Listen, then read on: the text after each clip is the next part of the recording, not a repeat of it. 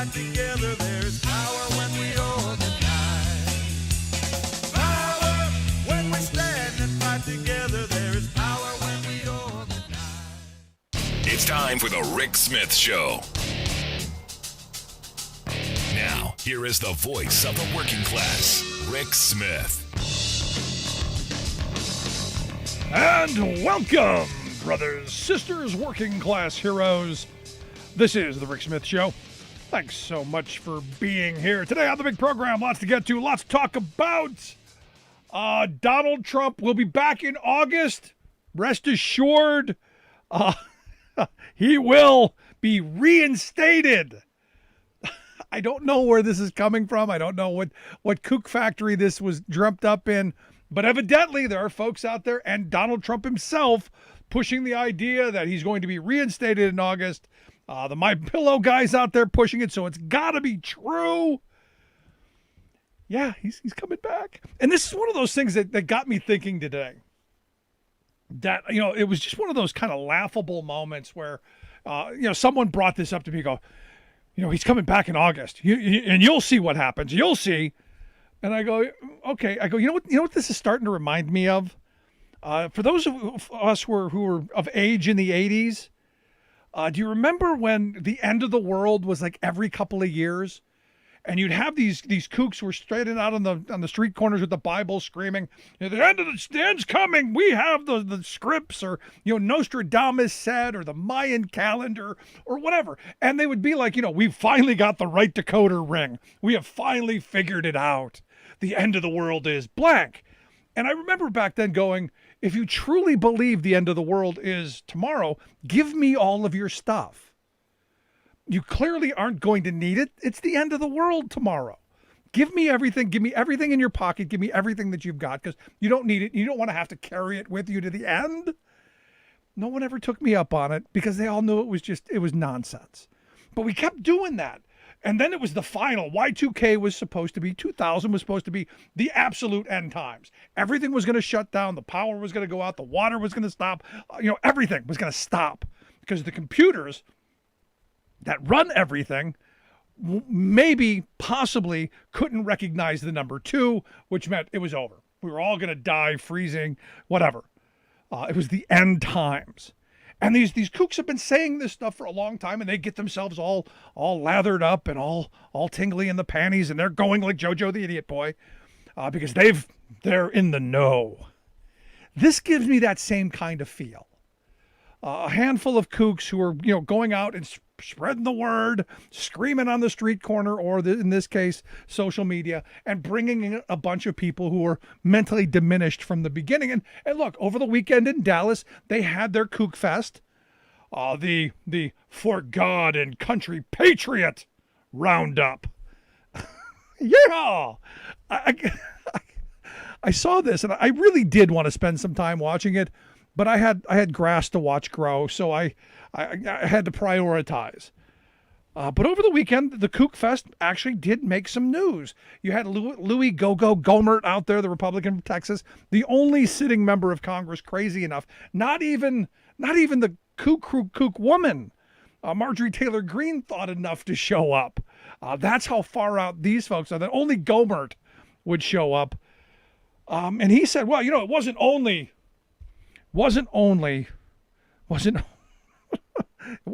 Republicans who were there for the insurrection. There were Democrats. There were other people. And, this has been the talking point, that it wasn't conservatives. It wasn't Trump supporters. It was Antifa. And you go, wait a minute. They all look like Trump supporters. They all had the uniform. They were all wearing that goofy hat. They were all, wrapped in the flag in violation of the flag code. Clearly didn't read that in grade school. They were in uniform. They were carrying the Trump flag, literally had the flag. But no, there wasn't that. Now, here's how I know this is BS. If Antifa really was there, if there was one Democrat there, every Republican would have voted for the commission so that they could drill that out. Wouldn't that be great for them if they could actually prove the BS that they keep throwing out? Like the election was stolen. If they could actually prove their BS, then you go, hey, you got a point. But all they do is they get in their little circles, and the little cute kooks all have their little incel time, and they come up and scheme with these, who can outrage the outrage and make up the biggest lie, or say the most insane thing, which for the weekend at Kook Fest was Michael Flynn, the disgraced military person. I don't really like to give him a title anymore. I don't want to give him that official title anymore, because I fear that leads to some credibility. And this guy, to me, has none at this point. But evidently, someone stood up and asked the question at Kook Fest. He said he wants to know what happened in Myanmar, why it can't happen here. As you know, in Myanmar, they had a military coup. The military took over the country and installed their leader. His response was to this question, why that can't happen here. He said, there's no reason. He said, it should happen here. No reason. That's right.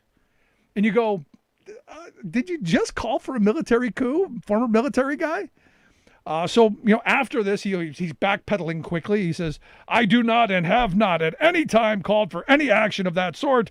Any reporting of any other belief by me is a bold-faced fabrication based on twisted reporting at a lively panel at a conference of patriotic Americans who love this country just as I do. You're talking about taking over the government. You're talking about overthrowing the government in a military coup. I don't know what country you claim to love. I seem to have missed that, because that is not in the I love America line. It's just not. Sorry, not going there with you. But here's the thing, and this is the part that's interesting to me, because the next insurrection, the next attempt will be a military coup fully backed by the GOP. You're not going to have just one guy off on the end, because look what you're seeing across this country. You're seeing Republican legislatures across the country setting up the next steal. They're setting up how they can overturn elections, how they can do whatever they want to change votes. They're setting it up as we speak.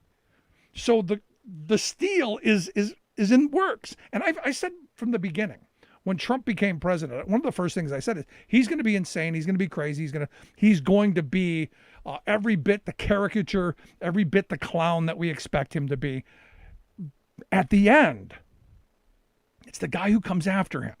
He's dangerous, but he's not the real dangerous one. The real dangerous one is the one that normalizes Trump's behavior and his insanity. Think Josh Hawley. I would say the guy from North Carolina, the Madison Cawthorn guy, but he's not that bright. But this is one of those things that I just, all of these undercurrents, all of these statements. Now look, the Flynns of the world have always talked like this. They've always gone to these, the CPACs and all these right-wing, gatherings of the insanity. And they've always said outrageous things to get, the people riled up and keep the money flowing. Because at the end of this is giant graft. This is a way to rip people off. This is a way to get hardworking people who are struggling to make ends meet, to make sure that they cough up $250 to go to some crummy festival. The For God and Country Roundup Patriots, whatever. It's what it's about. Now, there are some folks out there like me who are going, hey, what's going on is serious. Really serious. This could be the end of democracy as we know it. And the first time I said that, a couple of months ago, I said somebody come back, wow, you're being hyperbolic. I don't think I was, and I don't think I am. And I point to this letter signed by 100 scholars from big named places. The Harvards, the Yales, the Cornells, the Penn States, the Ohio States, the big institutions, the big universities that wrote a letter, and a whole bunch of these folks signed it, that basically said, you've got Republicans across this country in these states controlled by legislatures are controlled by Republicans, governors that are doing everything they can do to change the core electoral procedures. In response to what they called unproven and intentionally destructive allegations. The election wasn't stolen. Every court, every elections expert without the kook crowd has said, look, this was one of the most secure in the history of this country. They say, look, there are several states in our political system that no longer meet the minimum condition for a free and fair election. They say, hence, our entire democracy is now at risk. And they go through all of this and they start talking about, look, the reality is the response to what was a fabricated situation, the big lie, has given Republicans license with their voters because they truly internalize that somehow this was stolen because there's no possible way that they could lose. They're saying, look, when you go down this path, it's real serious consequence. It could be the end of our democracy. And they point out when democracy breaks down, it takes years to come back, often decades, to reverse the damage. And what it's going to do is it's going to hurt our standing and our ability to compete globally. That's it. There's no question about it. And they go through some of the things that Republican legislators are trying to do: restrict access to the ballot, putting in criminal sentences to intimidate people from being poll watchers or nonpartisan administrators. People are like, no. So they can bring their ideologues in to oversee this. They're cutting methods that people prefer, like early voting and vote by mail. They're saying all this stuff is an attack on the fundamental, basic building block of our democracy, and that is the sanctity of the ballot box. Our ability to trust the outcome of the ballot box. And what you had, and this isn't new, Trump did this back in 2015. He was setting this all in motion back then. Because you may remember, he would say, they're not going to let me win. They'll steal the election. It's all rigged. Hillary Clinton's going to win because they're criminals. And then, he won and immediately stopped. And, there were some Democrats going, well, what about the elections? Not a peep. But this is one of these moments where you've got these really smart people going, hey, we got problems. Republicans are setting it up that in the future, they're going to do what Donald Trump wanted them to do in 2020. And that is, if they don't like the outcome of an election, they're going to reverse it. And they're going to reverse it because they've given themselves the power to do so. And they say, look, at the end of the day, Democrats got to get their heads out of their behinds, dump the filibuster if they have to, and move forward on ensuring that every citizen who is qualified to vote has access to the vote, has an equal right to the vote, it's unhindered by any obstruction, and that it is the basis of this wonderful experiment of self-rule, and it has to be there. We need a new Voting Rights Act. We need to undo the damage that the Supreme Court did in the Shelby versus Harris case, and we need to undo the damage that Republican legislatures across the country are doing as we speak. They said, look, we urge members of Congress to do whatever is necessary, including suspending the filibuster in order to pass national voting and election administration standards that both guarantee the vote for all Americans equally and prevent state legislatures from manipulating the rules in order to manufacture the results they want. Our democracy is fundamentally at stake. History will judge what we do at this moment, signed by, like I said, a bunch of people from Harvard and Cornell and Penn State and Ohio State and big prestigious universities. Oddly enough, who's not there? All of the adjunct professors that I know who are brilliant people, who clearly understand this stuff as well, but they're silenced because they're all adjuncts. They're all at will. They're afraid to come out and speak because this is what the destruction of our higher education system has brought us. The really smart people, the most learned in our society, are being silenced every day because, hey, their kids need to eat too. So for me, this is just one of those moments where I go, at some point, we have to wake up. Now, initially I had someone tell me, well, that's because all those people are stupid. And some of them are. I don't doubt that. The Republicans built an incredible message machine. The Republicans were talking to working class voters where nobody else did for years, for decades.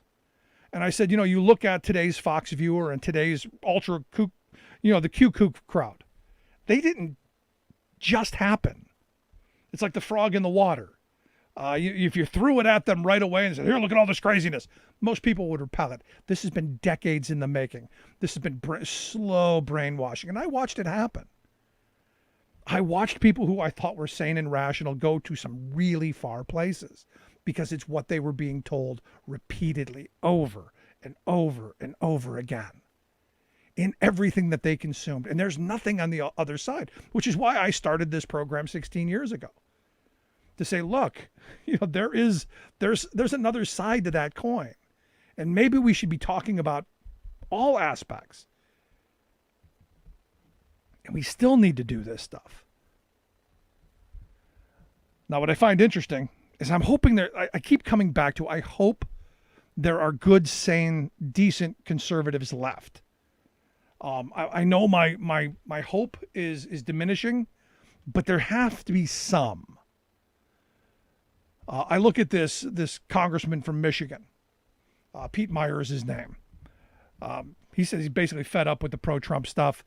He tweeted out over the Memorial Day weekend, quote, memories and knowledge that for too many is a reminder of a father, mother, wife, husband, son, daughter gone. Our shared obligation to make this nation worthy of their sacrifice. And then there are those who take this sacrifice for granted, waxing patriotic while salivating for civil war, claiming they need to destroy the republic in order to save it, in the ultimate betrayal of oaths sworn.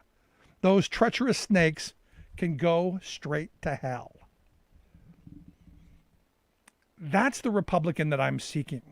That's the patriot that I'm seeking in the Republican Party to steer them back to some bit of sanity. I talk to Joe Walsh all the time. We don't get along on policy issues, but this is where we agree. There have to be some. And I look at this op-ed written by columnist Sam Venerable over at the Knoxville News Sentinel.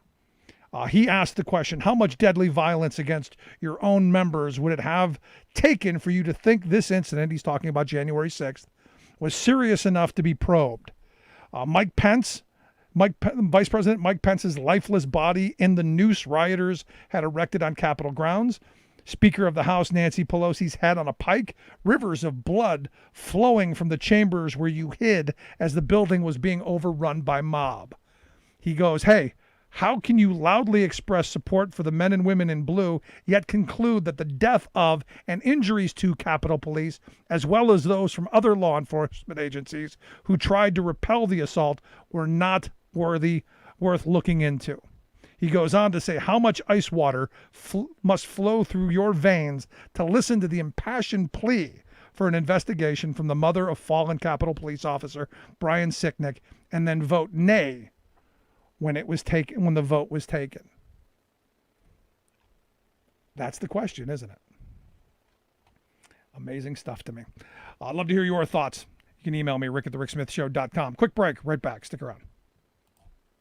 There's nothing more American than workers standing up, and the union gives a voice to win. On the Rick Smith Show. I'm Rick Smith, and this is Labor History in 2. On this day in labor history, the year was 2000. That was the day meat packers at the Dakota Premium Foods in St. Paul, Minnesota, staged a 7-hour sit-down strike for health and safety. They protested assembly line speed-up, being forced to work while injured, and the dreaded gang time supervisors used to avoid paying overtime. Remarkably, the organizing drive came after the workers took action on their own behalf. The United Food and Commercial Workers Union had organized the plant briefly in the early 1990s. They quickly lost ground when the company pressed a successful decertification campaign after refusing a first contract. This time, workers found that as the assembly line pace increased, so did the rate of injuries. Workers came into the plant that morning resolved to make a stand. Management bullied them for hours throughout the day to give up. Finally, management was forced to concede to many of the workers' concerns, including observation of line speed changes and uniform hours of work. Workers eagerly signed UFCW cards while the company unleashed its propaganda campaign to scare workers away from the union. Management claimed workers would have to pay outrageous sums in union dues, that they'd lose their medical benefits, and that their names would be turned over to the federal government. The undocumented among the workers, some of whom were the best union fighters in the plant, were unshaken by these threats. Then the company began targeting the strike leaders with firings and endless job transfers. Workers solidly stood their ground, and the UFCW overwhelmingly won the NLRB election a month later. The union successfully weathered years of continued harassment, threats, and decertification campaigns, but could not survive the closing of the plant in 2014.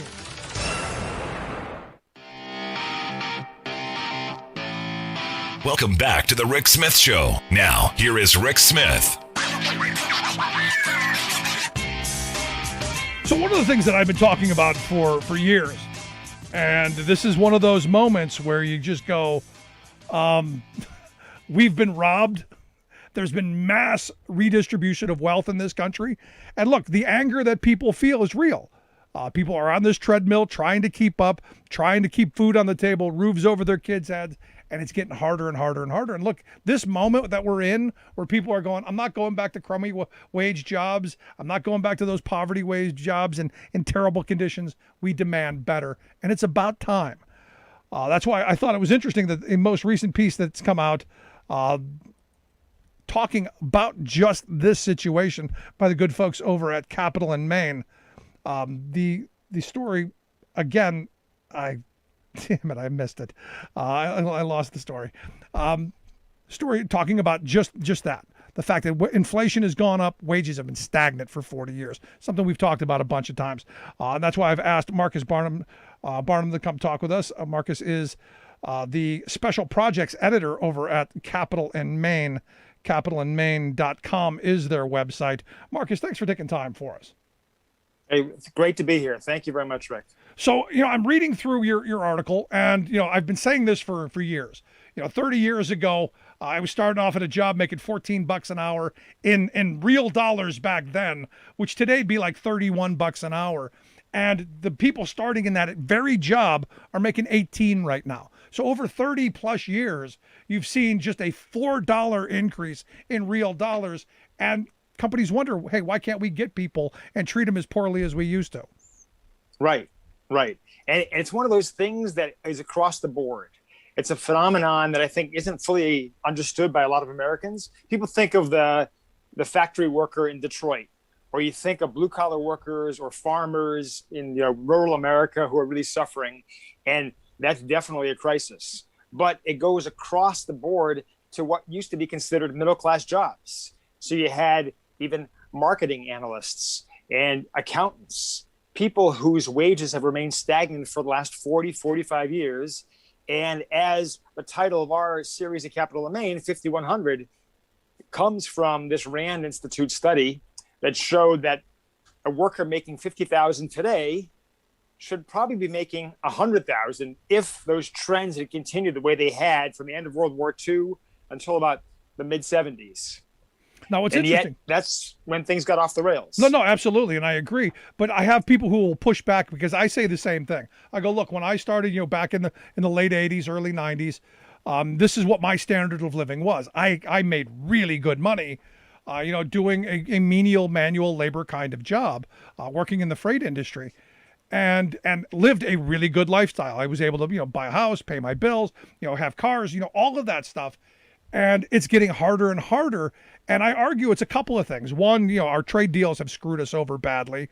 Two, companies have gotten much more union adverse. And three, our legal system has been just handing out tax breaks to corporate America while simultaneously hampering a worker's ability to collectively bargain. So to me, the hat trick of horrible there is what's caused a big portion of the mess that we're in. Right.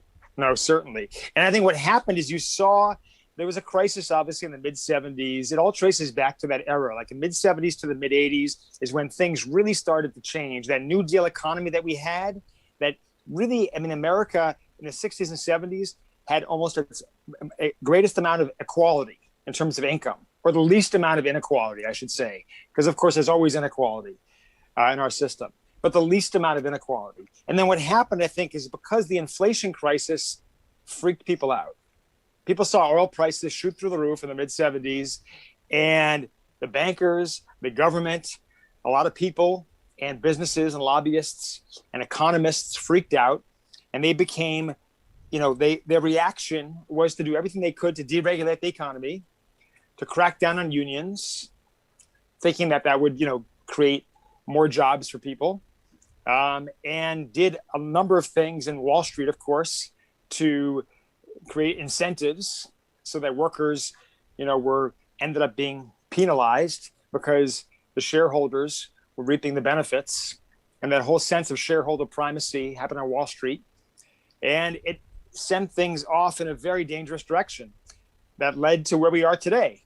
And we're arguing that globalization obviously has had an impact for sure, but it really hasn't had too much of an impact over the last 10 years or 15 years. And the same with technology. Technology has obviously been very disruptive. People have lost their jobs, but they haven't been that big of an impact as a lot of people assume. When you look at the impact of the minimum wage not being increased, especially the federal minimum wage has stayed at the same level for so many decades, the fact that a lot of labor standards haven't been enforced by the federal government, let alone state and local governments, and the fact that a lot of things have been done to crack down on the labor movement. I mean, you see how, starting with the air traffic controllers strike in 80 and 81, the power of strikes really was smashed as a tool for workers. Yep. And that allowed companies to, get all the benefits. Yeah, I call that the shot heard across the boardroom. The second that Reagan fired the Patco workers, it was open season on workers. And you had, a bunch of things going on simultaneously. You had companies who were offshoring. I grew up in Cleveland where, at one point it was an industrial powerhouse to where, now it's a shell of what it once was. And, I'm looking at this moment where we are coming out of this pandemic. We've realized how bad our supply chains have been able to be outsourced and how vulnerable we are. So this is one of those moments where I'm hoping the Biden administration sees this, encourages manufacturing, but also does what he's been talking about, encouraging and using the federal government to encourage people to join and form unions and collectively bargain to raise those wages. Because I'm sure you've seen the graph as well. From the end of World War II up until right around the middle 70s, as productivity went up, wages followed in hand. They walked hand in hand. And then somewhere middle 70s, stagflation, right where you're talking about, it deadlined, and it's actually gone kind of down since then. And we haven't really seen a wage increase in this country for working people since the middle 70s. Yeah, no, absolutely. And more of that money has been transferred to the wealthy, especially to the super wealthy.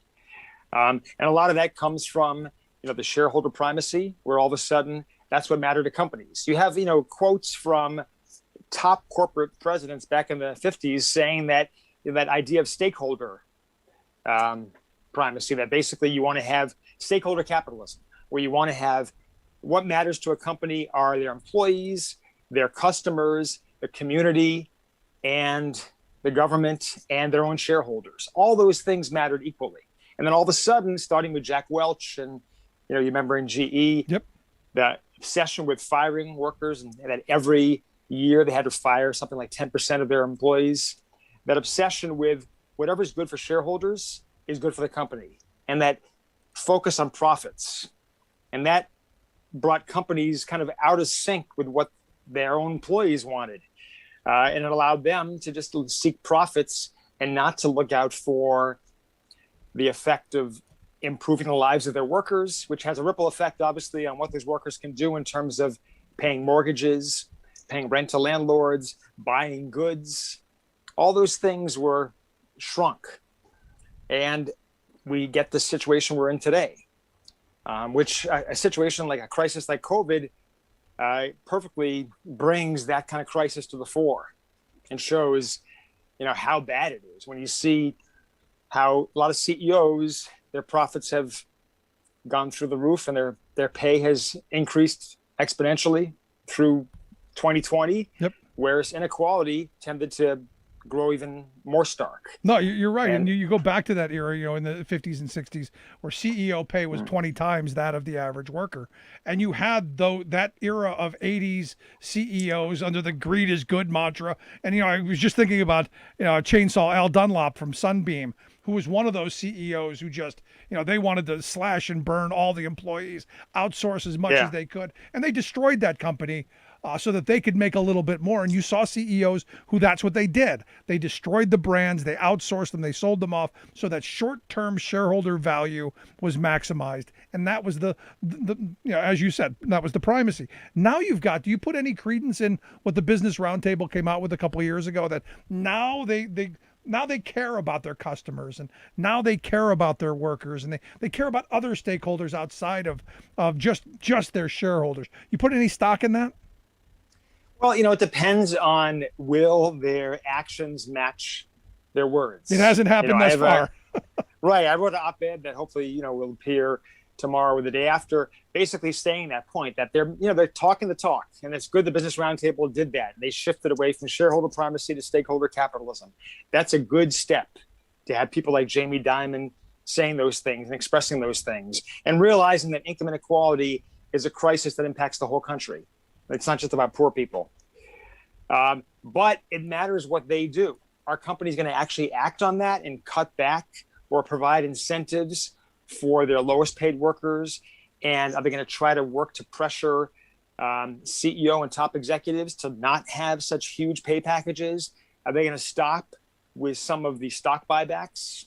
Are they going to pull back on that kind of activity? Are they going to actually do things, which I've seen a lot of economists discuss, having co-management of boards, like some countries in Europe have, where they mandate in Germany and in Norway, where something like half of the boards of directors has to be made up of employees.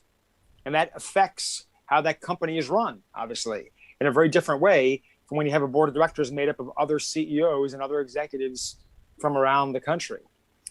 Those kinds of changes will really make a difference. And corporate America hasn't really lived up to the words they say. Yeah, I never, and don't take this the wrong way, I never see the old boys club, all of our boards of directors and all of our titans of industry wanting to sit down with a truck driver or one of their employees. I don't see that happening, and then actually giving them any type of say in how the operation is run. I know they love to say. It's very rare. What's Yeah. that? It's very rare, and what I think what they misunderstand is that, I think for them they consider it tantamount to socialism, when actually, when you think about it, to have workers on the board of directors, those workers want the company to survive. Yep. They want that company to thrive because they work there, and that means that they'll get raises and they'll get bonuses, and their kids might work there. So it's in their own self-interest for the workers to have the company do well. But how is that going to look? Yeah. How are they going to make that future look for the company? No, I say it all the time. I want the companies that unions represent to be wildly profitable. This way, that when you sit down at the bargaining table and say, let's open the books and find out how much we're going to be able to ask for, that there's a lot there to ask for. I don't want companies who are just hanging on. And so that employees are just hanging on. I want them to be profitable. I want them to run well. Right. I want them to maximize their value off of our labor, but I want a share of it. Yeah, absolutely. So there's a lot that has to be done yet, and it's great to see. It's very encouraging, some of the things being advanced and the initiatives coming out of the White House. It's a big start, and they say, like every crisis, don't let a crisis go to waste. Yep. And they're definitely taking some steps, but it's going to take a lot more than an infrastructure plan to really restructure the economy in the way that it needs to be. Yeah, To reduce income inequality and make the American dream real for more people. Right. And for me, it comes back to a bunch of stuff, not just giving workers the ability to organize, which is, for me, the PRO Act is right there, 1 or 2 on legislation that has to get through, along with the For the People Act, to make sure that we have a fair and free election sometime in the future. But, I'm looking at this, and one of the questions that you bring up in your piece is that, what kind of an economy do we want to have? And I've been saying this for a while. What good's an economy if it isn't helping the people who depend on it, the working people? So, when I'm looking at the policies coming out, I'm hoping that people are reading your stuff. And the most recent article, American workers earn about half of what they deserve, and we'll get links out on social media so people can read that. But, Right. we've got to be pushing policies that returns that reward to work. And it comes in the form of higher wages and better conditions. Yeah, I mean, that's exactly it.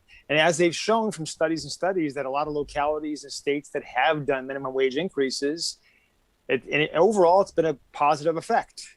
It's obviously increased the purchasing power and the wealth of those employees who then can buy more goods to boost the economy. And it hasn't really hurt hiring. It really hasn't hurt that whole argument about how, companies will be hurt, small businesses can't do the hiring anymore. That hasn't really played out in the way that a lot of the, right-wing economists have warned about for decades. Well, I mean, we're just redistributing the pie a little bit differently. No longer can Right. CEOs get away with, 300, 400, 500 times what the average worker makes. Maybe they need to boost that down a bit. Maybe we need to redistribute the pie a little bit more equitably. And for me, that comes back to policy. It's been policy that put us in this mess, and it's policy that's going to move us out. Right. Exactly. And the same thing with tax cuts. I mean, that's been the mantra, obviously, for many years, going back to the 80s. And Arthur Laffer, the economist, that idea of trickle-down economics, and that really hasn't played out in a way that benefits the American worker, whether middle class or working class. And they've shown that, tax increases on the very wealthy, on the super wealthy, is not a bad thing. It's actually beneficial for moving money back where it belongs, where in the pockets of the American worker, and in higher wages for them. Yeah. No, I mean, when Reagan took office, the top marginal tax rate was still 70%. And then during his presidency, and I go back to a lot of this accelerated during those 8 years under Reagan, where the CEO class was firmly in control of all the mechanisms of power, and we dropped that top marginal rate from 70 all the way down to 28. And we did create the largest billionaire class in the history of civilization. So that's a good thing, right? Well, I think what happened is that, a lot of different forces saw an advantage. They saw that in the mid 70s with this overreaction to the inflation crisis. They're like, okay, here's a way to deregulate the economy. So companies were excited because they didn't have to abide by certain rules. And the right-wing economists out of the Chicago school, they were excited because they, love the idea of deregulation and having what they consider more of a freer market and fewer rights for workers that would prevent, companies from, carrying out their policies and their agenda. And you had lobbyists, business lobbyists who pursued their ends, which are to make, get higher profits. Yeah, for their clients. I'm hoping in this moment, and the signs so far look pretty good that people have had enough, and we're going to start maybe seeing some organizing and some better demands. But I hope you guys keep up the great work over at Capital in Maine. The article, American Workers Earn About Half of What They Deserve, written by Marcus Baram. We'll get links out on social media. But Marcus, I appreciate you taking some time for us. Thanks so much. I hope you'll come back again real soon. Definitely. Thank you so much, Rick. Yep. Thanks so much. Again, make sure you check out the piece, American Workers Earn About Half of What They Deserve. We'll get links out on social media. Quick break. Right back. Stick around. You listen to The Rick Smith Show. We're working people. Come to talk. Remembering that united we bargain, divided we beg. Rick Smith.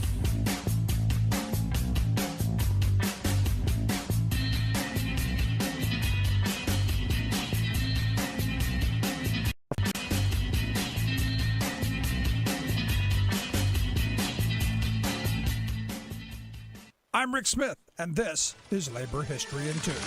On this day in labor history, the year was 1981. That was the day that the cannery murders took place in Seattle, Washington. Two union organizers, Silmy Domingo and Jean Veronese, were gunned down at their labor hall. They were working to reform the cannery industry for Local 37 of the International Longshoremen's and Warehousemen's Union. Silmy and Jean were second-generation Filipino Americans. They organized against the discrimination and segregation faced by Filipino workers who labored in the summer Alaskan fishery canning industry. They were also part of a reform effort trying to build more transparency and accountability within the union locals' leadership. Frustrated by the lack of support by Local 37 for the anti-discrimination campaign, the two organizers founded a legal advocacy group, the Alaska Cannery Workers Association. The ACWA filed lawsuits on behalf of the Filipino workers under the 1964 Civil Rights Act. The ACWA won their cases in court, but both the canneries and the local union blacklisted ACWA members. The court ordered the reformers reinstated. Back at Local 37, the reformers formed a rank-and-file group to fight for change in the union. Then, on that fateful day, Silmy and Jean were shot by members of a local street gang. But weeks later, when the gun was found that was used in the murders, it was registered to the president of Local 37, Tony Baruzzo. An investigation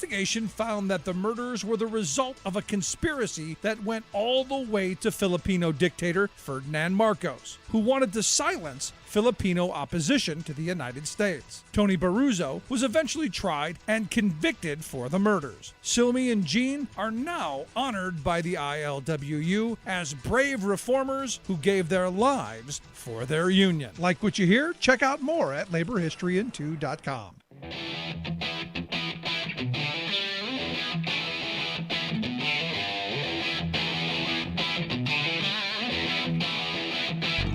Welcome back to the Rick Smith Show. Now, here is Rick Smith. So I'm interested in this most recent bipartisan legislation that evidently there's been a vote in the Senate Committee on Commerce, Science, and Transportation as part of a much bigger package. But this one part of it has been interesting to me because I didn't realize that online you didn't have to abide by country of origin labeling. It's one of those things that, I always look at, and I've trained my kids. Whenever you buy something, flip it over, find out where it was made. Oreo cookies, I won't buy a bag of Oreos unless they're made in the U.S. First thing I check. Make sure they're made by the good folks over at the BCTGM. I don't want Mexican Oreos. I didn't realize online was separate. And now we're going to hopefully fix that. And here to share some thoughts on one, why it's like that, and two, how can we fix it? I've asked our good friend Scott Paul to come talk with us. Scott is the president of the Alliance for American Manufacturing. AmericanManufacturing.org is their website. Scott, thanks for taking time for us. Hey, Rick, it is great to be with you, and especially good to talk about this issue. Yeah. So I didn't realize that online purchases were exempt from country of origin labeling. And I'll be honest, as crazy as I am about checking things when I go to the store and buy them, it didn't dawn on me that they're not there online. Yeah, well, and Amazon and others want to keep it that way, and they like it the way it is. So yeah, the made in USA labeling or country of origin labeling requirement is a physical mark, okay? And so that's why if you're buying any sort of a physical product, it has to have the country of origin, or whether it's China or Canada or the United States or Mexico or whatever. So anything you buy has to have that label physically. So obviously we live in a world today, and especially brought about by the pandemic, where people aren't buying goods physically as much as they used to. They're buying them digitally. And that requirement, as you suggested, does not extend to the digital, to online, to digital descriptions of goods. There is no obligation that any retailer or aggregator like Amazon has to disclose where a product is made. And I will say at a personal level, because I am like you, I look for the label, it burns my blood. I can't tell you how many times I've had to go down a rabbit hole to try to find out where something was made. And you ask customer service, they have no idea, said it could be this or it could be that, depends on what we're going to ship. And so, all right, so this is very frustrating. And in particular, for people who want to buy American, and there's a large number of people who do, it's very frustrating. And it's frustrating for people who sell products, because the Made in America label helps to differentiate them from their competitors. Right. And when their competitors are masking it, it erodes the premium of Made in America. So I mentioned this. I talked to the Federal Trade Commission a couple of years ago when they did a session on Made in America. I said, y'all should make this change. They said, well, we can't. We need the law changed. And so that's exactly what we're trying to do. Senator Tammy Baldwin from Wisconsin. She has, I think, Senator Rick Scott from Florida. This thing has bipartisan support. They've managed to put it in this large bill that I think we've heard about from time to time that deals with competition with China that the Senate is trying to get through.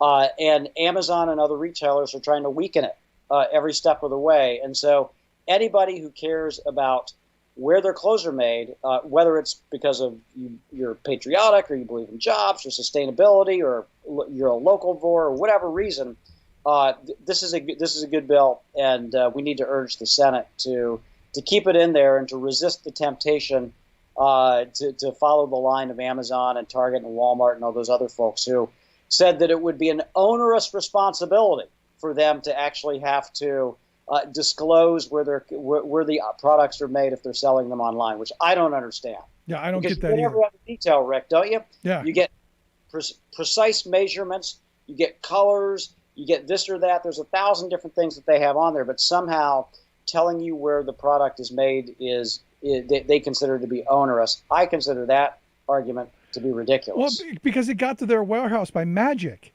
It wasn't actually shipped somewhere. It just appeared. Yeah, it just appeared. I'll tell you where it appeared from. It came on a container ship from China, along with a lot of other stuff destined for big box retailers and Amazon.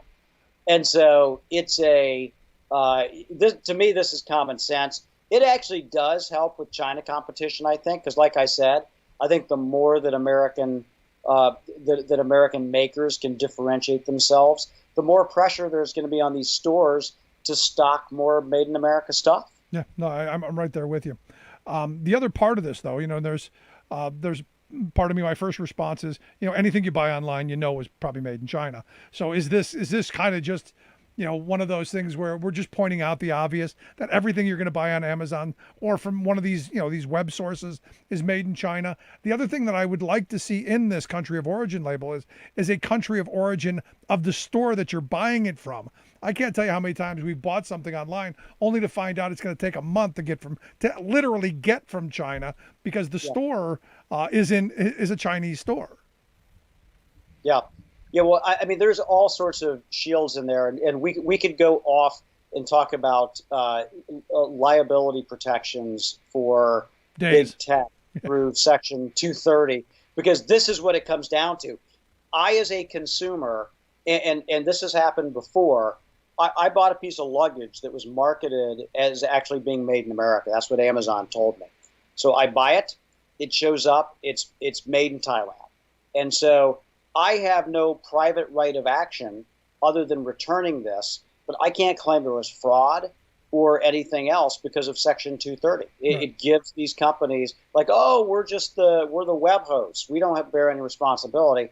So it is a good reason to also reform Section 230. That's not what we're talking about. That's not the core of what the Alliance for American Manufacturing does. But it lets these guys off the hook on so many different levels. We certainly have to hold them responsible. Because look, it just doesn't show up by magic. They know especially Amazon, they track every bit of data possible. There's no way you're going to convince me that they don't know any better. It's that simple. Post a picture of it. I mean, they post a picture of it. Everything you buy, there's a picture of it, right? So guess what? Somewhere on that product is the country of origin label. Yep. So it's as easy as that. They just don't want to do it. Yeah, because it's going to hurt their sales. Because those of us who do look are going to move on to the next thing. All that simple. I did want to move on because I saw this story that caught my attention. Evidently the tariffs that Trump put on, which I am pleasantly surprised that Joe Biden didn't go back on, and it actually appears to be sticking. That other countries are now in the process. The European Union is in the process of kind of doing the same thing, and China really hasn't really balked all that much. Am I getting this right? That maybe this is kind of the new normal, that China's going to keep cheating where they can, and they'll just pay the tariffs because it's cost of doing business. Yeah. So I mean, the deal that Trump got on China was a terrible one. First of all, because it left the big issues off the table, right? Like labor rights, climate, environmental protection, all the Currency manipulation, subsidies, all that stuff. None of that stuff addressed, but it did deal, I guess, a little bit with intellectual property and just the fact that there is this cost advantage that is ill-gotten from China. The tariffs help to equalize that a little bit. And so, yeah, Biden shows no signs of kind of getting rid of that right away, because it does present leverage. And I think that's what his team understands, is that we had so little leverage in the relationship with China. And so we'll give the last administration a little credit for that, even if they didn't get the details right. Now, the issue is what comes next. And is Biden really willing to tackle these tough issues, whether it's, how do you treat China because of the Uyghur genocide, or all the hundreds of billions of dollars subsidies that they throw at their industries that gives them a completely unfair advantage, all the pollution from their manufacturing processes, which far exceeds anything you find in the United States or Europe. There's an endless number of issues that you could challenge China on. What's Biden going to be willing to do, and what's China going to be willing to do in return? And I think we know that Beijing, if they don't want to do something, they're not going to do it. Like, if they see it in their interest to buy more U.S. corn, they're going to buy more U.S. corn. And it could be because they had a drought, they had some sort of blight with their crop, or they have more people they need to feed, and they don't have enough corn. So, they'll buy American corn. But they're going to do what's in their own interest. And getting at these real issues, and I'm mentioning this because when it comes to industry, the issues that matter the most are those workers' rights, right, and that environmental protection, and those massive industrial subsidies that these Chinese companies get. And so we will have a totally tilted playing field until those issues are dealt with some way. The tariffs help to deal with some of that, but not all of that. And so we still need the Biden administration. Obviously, we've encouraged them. Steelworkers have encouraged them. Others have encouraged them to take on these issues. Certainly not to roll back tariffs, which would be a terrible idea, but to tackle them head on with China and to use that leverage to try to gain more. No, I'm all in favor of it, especially if the rest of the world's going to come around and follow in suit, because we're not going to be able to take China on alone. As big as our economy is, and we're still very globally powerful. You can't. This isn't a go it alone scenario. So when I looked at this, and I'm going, is this going to be the new normal? China's going to continue to do whatever they want, and we're just going to put tariffs on stuff, a little penalty, little cost of doing business. And then that will be the new normal, and it kind of reminded me back to, during the Bretton Woods Accord, you had Keynes, who suggested a global currency, and that, trade imbalances would be offset by, the winners paying the losers. Is this kind of where we're moving kind of thought? So that popped into my head. Yeah. And I think the other thing, Rick, I agree with what you're saying. I would add to that, the pandemic, both for the Europeans and for the United States, has revealed remarkable shortcomings in our own capabilities to supply both essential things, basic things, all sorts of things, right? I mean, it was just, it was very haphazard, very dangerous situation. And so having more resilience, working together on that when appropriate, but certainly developing that capacity, redeveloping it. You see this with the United States and semiconductors right now. Like, we're getting completely hosed because we don't make enough semiconductors. Yep. And it's virtually all in Asia. And so until we're able to do that, we're not going to have the leverage or the capabilities that we ought to have as a global power. No, and so I'm right there with you. That's why these competitiveness bills are important, and that's why that trade approach is important. And I think Biden, unlike Trump, can deal with the Europeans and can say, you need to take a tougher line with China as well. It's not easy. We'll admit that. It's not easy to do that, but you need to do it because we have values at stake. We have our economies at stake. And if there is another crisis, it could be a complete collapse as well. And so we need to shore up our own capabilities, and if that means some tariffs on Chinese products, so be it. Yeah, our supply chain being so thin and heavily dependent on the Chinese, and then you throw in the just-in-time inventory ideas that businesses have been adhering to for the last 20 years. We were set up for trouble and disaster.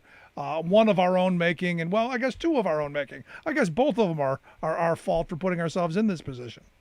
Correct. Yeah. Both the trade policy that allowed all of this to leak away, aided by tax policy and other things, it's the wishes of the multinational companies, and then the fact that we didn't rebuild and we didn't invest in our infrastructure, invest in our innovation, invest in our workforce, and make it a priority to make things here, not only to design things here, but to make things here as well. And so I think, not everything has shifted, but I think, in this debate that we've been talking about the Senate on this competitiveness bill, I think that indicates that there is a shift occurring, because if Schumer plays his cards right, there's going to be an overwhelming bipartisan vote for this, which in a Senate that's that polarized, pretty remarkable. It is remarkable, but I guess it just shows how important this issue really is. Now I want to move on. 2022, the Winter Olympics are coming up. There's some push back on Joe Biden to do something about the Chinese hosting this. I guess there's a bipartisan legislation. Wow, we're talking a lot about bipartisanship here. Yeah. Republican Representative Mike Waltz and Democratic Representative Tom Malinsky, they've come out and said, maybe we should do something here about the atrocities that are going on in China, all of this stuff going on. What do you think Biden should do with the Winter Olympics? Yeah, well, there's a couple of things that he could do. I mean, some have suggested an outright boycott like we did with the Soviets in 1980. I think the pushback on that is that for athletes, it's a once-in-a-lifetime opportunity for many of them. And you're not going to change this other country's behavior, whether it's the Soviet Union or China. So the other options are a diplomatic boycott. You don't send anybody. Like Bush did go to China, even in the aftermath of Tiananmen Square to the Olympics there, I guess whenever that was. Yeah. And so that was a real problem. So a couple of the approaches, and some of them have made, again, into this bipartisan bill that we've been talking to, which is a pretty big bill. It says the U.S. will not send any diplomats to Beijing, certainly. And there's another proposal that would say any corporations that are sponsoring the Olympics, not our own Olympic team, but the Olympics, they will be banned from doing business with the federal government. They will be ineligible for procurement. So they'll have to make a choice. Do they want to go with Beijing or do they want to go with the United States? And I like that proposal a lot, along with the diplomatic boycott. I think that makes a whole lot of sense as we look ahead here. Now, what's interesting to me is, I'm looking at some of these big corporations who, their allegiance has been to China. I look at Apple, for instance. Where do they fall on this? I mean, Apple, some of the horror stories that you're hearing about things that Apple's pulling in China that they're not getting away with here, with regard to privacy and data collection. Which side of the butter toast is their bread buttered on? Yeah, see, they don't want this reckoning to happen. I mean, they prefer not to take sides, and the problem is, they feel like they can dictate terms to the federal government here, like, well, don't make our tax rate too high or we'll leave. Don't put this regulation on us or we'll ship these jobs elsewhere. But Beijing, if they say you don't mention a word about Taiwan, they'll say, okay, we'll never talk about Taiwan as a country. Yeah, and you got John Cena doing basically a tearful, oh, forgive me, in Chinese. I gave him credit for being able to be motivated enough to actually speak the language to be able to get through it, because Chinese is tough.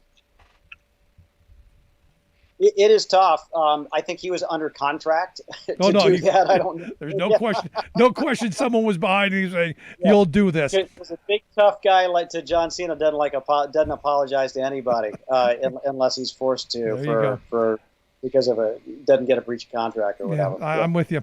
Good stuff, Scott. As always, I appreciate the time. Thanks so much. All right, Rick, take care. Thank you. Good stuff. Our good friend Scott Paul. Check out the website, allianceforamericanmanufacturing.org. Quick break, right back. Stick around. You're listening to The Rick Smith Show. Remembering that united we bargain, divided we beg. Rick Smith.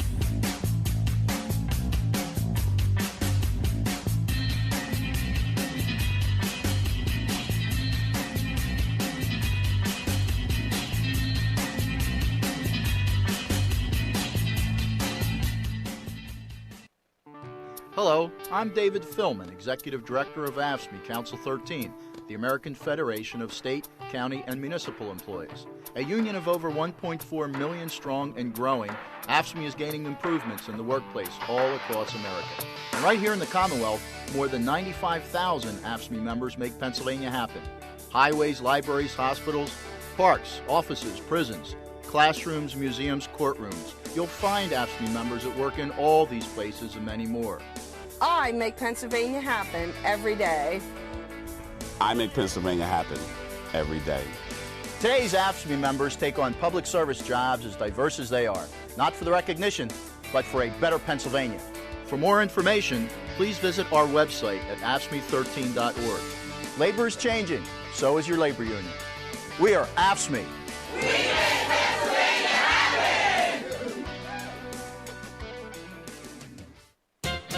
When Donald Trump declared he would fix the U.S. Postal Service, he was using the word fix the same way veterinarians do when you bring in your dog. Trump wasted an inordinate amount of his presidential power and prestige in a failed attempt to neuter an agency that literally delivers for the people. Extraordinary postal workers move our letters and packages by truck, car, airplane, boat, motorbike, mule, and of course by foot, to any address across town or across the country. Both essential and effective, it's the most popular federal agency, with 91% of the public approving its work. Thus, an uproar of protest killed Trump's attempt to gut it. When it comes to bad public policy, however, failure is just a way of saying, let's try the back door. Trump was defeated, but he left behind an undistinguished Postmaster General named Louis DeJoy, who had only 2 qualifications for the job. He was a Trump mega-donor, and he was a peer of corporate powers that have long wanted to privatize the Postal Service. In March, before the new Biden presidency had taken charge of the postal system, DeJoy popped through the back door with his own 10-year plan to fix the agency. Rhetorically, his plan promised to, quote, achieve service excellence by making mail delivery more consistent and reliable. How? By consistently cutting service and reliably gouging customers. Specifically, DeJoy proposed to close numerous mail processing facilities, eliminate jobs, reduce post office hours of service, and cut the standard of delivering our first-class mail from 3 days to 5. Oh, also raise stamp prices. This is Jim Hightower saying delivering lousy service at higher prices is intended to destroy public support, opening up the service to takeover by private profiteers. And who gets joy from that? The Hightower Radio Lowdown is brought to you by the Lowdown Happy Hour, live streamed from the Chat and Chew Cafe. Details at hightowerlowdown.org. Welcome back to the Rick Smith Show. Now, here is Rick Smith.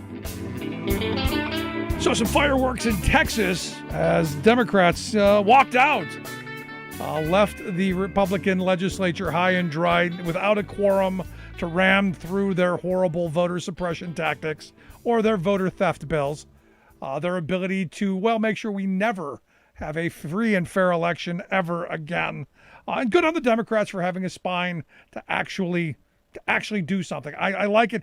And they took the moment to say, hey, look, National Democratic Party, look what we did. Maybe you should think about it, Joe Manchin and Kelly Semina.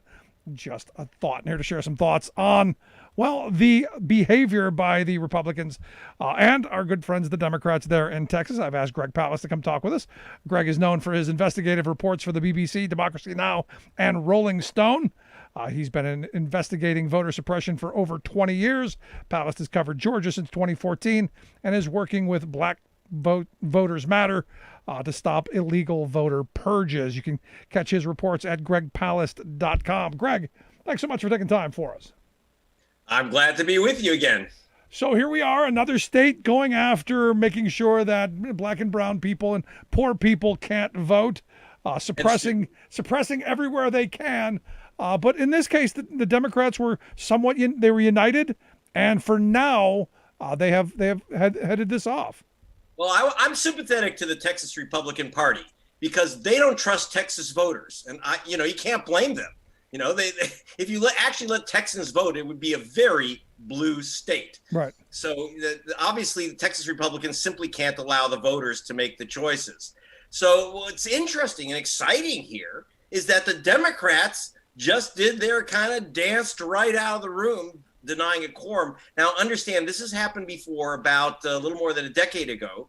The Democrats not only left the Capitol to deny a quorum, but so that the Texas Rangers didn't handcuff them and drag them into the chamber, which is what they were going to do. Yep. They left the state. You had state legislators who lived outside Texas for a couple months. When their families started screaming, they had to give in. And then Texas gerrymandered. So that was, in fact, about 15 years ago. Yeah, I remember, Wisconsin, they did the same thing. The Democrats went to Illinois. So they literally left the state, the Democrats. Now, they know that they can't hold out, which is why they're challenging the Democrats nationally to say, look, we've taken this move, but you're going to have to pass the two voting rights bills in front of you. The big one that Schumer is pushing, then the John Lewis Act, which is, I think, smaller but much more important. It restores the Voting Rights Act, what are called pre-clearance. You can't start jacking with the voter rolls or procedures without getting it cleared by the U.S. Justice Department first. That's really important. So the Texas Democrats are saying to the national Democrats, look, we can't be playing hide and seek with the Texas Rangers forever. We're going to have to go back into the Senate, into the chambers there. So you've got to pass a bill so that we don't have basically an electronic lynching of the voter rolls. Right. This is happening in Texas. By the way, I just came back from Georgia. I'm not going to scoop myself telling you too much, but let's just put it this way. There's a connection. A Texas organization has gone after the voter rolls of Georgia big time. So Texas, it's really important that we control the renegade vote rustlers out of Texas, because it's not only Texas that they're going after. They're going to use Texas groups are going to their little vote snatching tentacles are reaching outside the state. No, I mean, you look at what's going on in Arizona. That's moving. Wisconsin's kind of doing the same thing. They've hired some people to investigate the votes that have already been cast and certified and examined and re-examined and scrutinized in the whole. But we got to do it again, because one time we're going to get the results we're looking for. Well, one thing that look, it comes down to something simple. Will Senators Sinema of Arizona and Manchin of West Virginia say yes for the voting? When it comes to voting rights, no more filibusters. Understand, the filibuster was never used in American history until about 10 years ago, until Newt Gingrich actually, was never used except to stop voting rights for black people, and also in 1922 to stop the Anti-Lynching Act. That was the only time the filibuster was used. And also on voting rights in 1890, the Senate had voted to eliminate poll taxes, which not only stopped black folk from voting in the Deep South, but also poor white people. Let's not forget, in America, when you talk about taking away voting rights, it's also part of class war. Right. They don't want the underclass to be voting either, because despite what you see at the Trump rallies, those are actually not poor folk, just so you know. I've been to, our team has gone to many Trump rallies. These are middle class crazies and sons of middle class people who don't like losing their privileges. They don't want to lose them to white people. They don't want to lose them to students. A lot of it's urban attack too. So Senator Sinema, if you think you're going to play that game, and Senator Manchin, that, if we're a little bit Republican, we will, in a conservative state, will keep our seats. That don't work. If you don't protect the Hispanic vote, Senator Sinema, in Arizona, you will be an ex-senator. Yeah. No, and Joe Manchin, I got to tell you something, my friend. this is an attack on the working class vote of West Virginia and the rural vote of West Virginia too. So, they've got to move off this, because the filibuster has never been anything but a Jim Crow weapon. It's time to cut the crap and get back to democracy, my friends. No, I'm right there with you. But you mentioned that the Trump supporters aren't the poor. They're not the poor folks. They're the ones who keep preaching about original intent. They want to go back to the way it was originally written. White land-owning males over 21 are the only people who get the vote. That's where they want to go back to. Well, they forget that we've had several amendments to the Constitution, which were the result of a civil war with 600,000 dead Americans that won that right for Black people to vote, and a suffragette woman that won the right for women to vote, that removed the poll tax. Finally, after 75 years of filibuster, it's 75 years that thing was being filibustered, it was removed under Lyndon Johnson. So the Constitution is not just a bunch of guys in powdered wigs. This thing it's basically been voting rights, including the reduction of the voting age in 1971, I believe. Someone's going to call it and say I got the date wrong, but around 1971, 72, when we lowered the voting age to 18.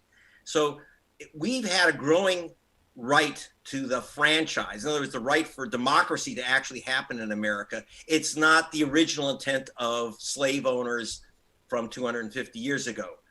We've paid a big price, white and Black, young and old, to create voting rights, and they're trying to stop it. Now we need, the truth is, we shouldn't even need these laws. Why in the world do we need laws to protect the right to vote? It should just be something that we as Americans accept as automatic. And now you have to understand the games that they're playing in Texas, some of the pieces of the law, stopping drive-in voting during a pandemic, blocking mail-in voting, cutting early voting hours. I mean, the games go on and on. There's already, after all, Texas is a horrible place to vote. If it weren't, it'd be a solid blue state.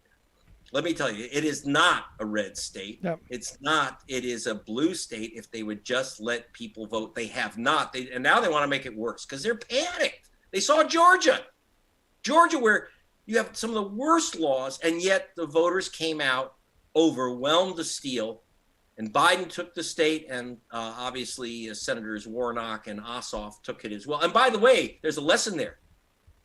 Warnock and Ossoff are two of the most progressive senators we had. They didn't say, "Oh, we're in a conservative state. We gotta, we have to, we now have to trim our sails and talk right wing." No. They said we're for the people. They have a totally progressive agenda.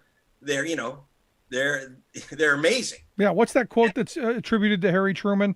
If you give voters a choice between a Democrat who acts like a Republican or a Republican, they're going to choose the real thing every time.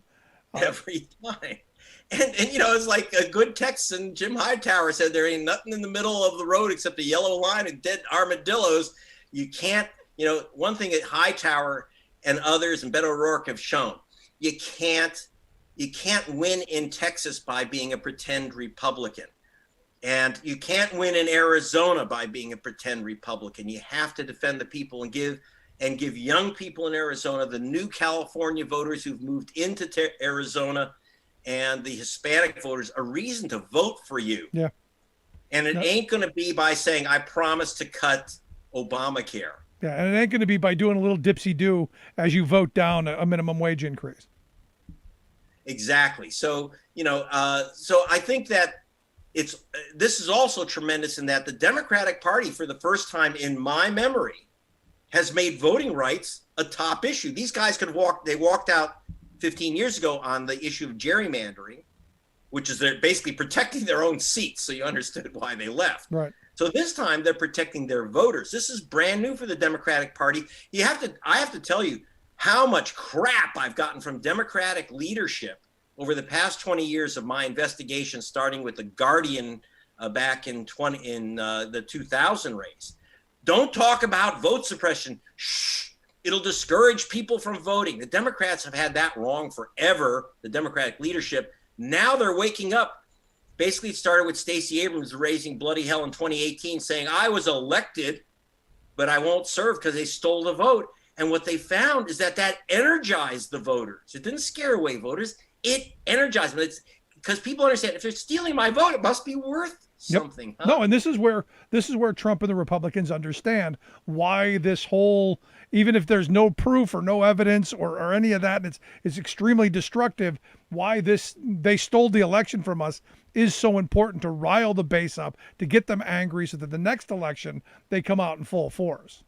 Well, I want to warn you about one thing. We're talking about these recounts of the vote in Georgia, where they're going to recount Fulton County. In other words, they picked out the black county of Atlanta, Fulton County, to, quote, recount. Now, the mail-in ballots, about 135,000 of them. Don't be surprised. Get ready, Rick, for them to find Trump's 12,000 votes. That is, disqualified 12,000 black mail-in ballots.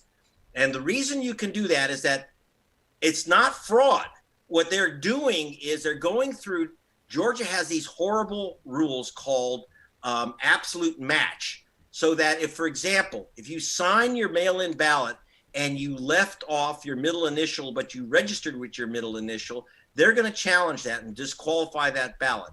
If you put a check mark next to your candidate, if you put in a check mark next to Biden or an X, instead of filling in the bubble, they can successfully challenge that. If you used a red pen or a pencil or a magic marker, you can't, or, like a Marks-a-Lot, whatever, they can disqualify your ballot.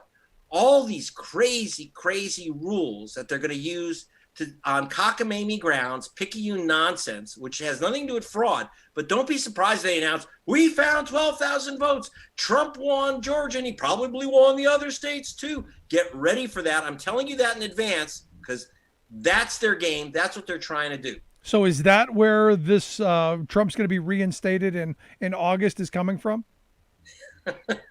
Yeah, well, the thing is that it's just the excuse for these monstrous laws. And unfortunately, one of the things that I've also railed against, for example, in Georgia, MSDNC or whatever you call that station, and the others have made this guy, and CBS 60 Minutes have made this guy, Brad Raffensperger, that's his real name, Raffensperger, the Secretary of State of Georgia, their GOP Secretary of State, into a hero because he wouldn't go to jail for Trump. Understand, when he told Trump, I can't find you any more votes, he had already disqualified tens of thousands of votes. This guy was trying to steal the election for Trump. He made 29 phone calls. I noticed he only recorded one. I'd like to know what those others are. This guy is a scammer. I beat him in federal court. Look out for Georgia. They're going to try to steal it back. So Georgia, I just went to Georgia. I thought I'm done with Georgia already. Not a chance. So Georgia, Texas, Wisconsin, Florida, Arizona, Pennsylvania, mischief afoot. I'll be reporting on it for you, Rick. No, absolutely. And, this next election here in Pennsylvania where I'm at is so important because you look at the craziness in Georgia or Arizona or Texas or other states.